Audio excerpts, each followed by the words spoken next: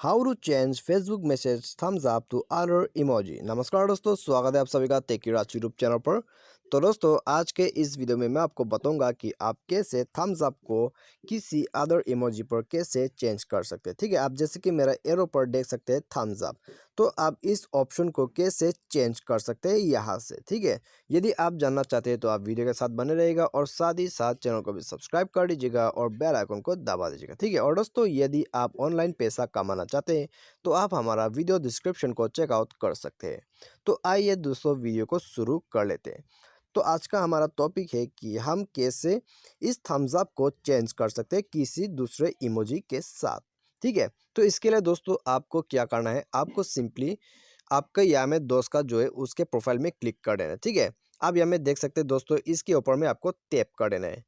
तो यहाँ में टैप कर दी दोस्तों, आपको यहाँ में मिल जाएगा इसको चेंज करने का ऑप्शन। तो यहाँ में टैप कीजिए, उसके बाद दोस्तों आप यहाँ में देख सकते हैं इमोजी। तो यहाँ में इसका लाइक में जो है सेट हो रखा है। ठीक है, तो अभी आप इसको कैसे चेंज करें। तो इसको चेंज करने के लिए सिंपली आपको यहाँ में टैप करना है इमोजी पर। तो उसके बाद दोस्तों आप यहाँ में इसको सेलेक्ट कर लिया है। ठीक है, तो आप देख सकते हैं यहाँ में, अब यहाँ में देख सकते हैं दोस्तों डायरेक्टली चेंज हो चुका है। ठीक है, तो यहाँ में आप देख सकते हैं दोस्तों यहाँ में चेंज हो चुका है।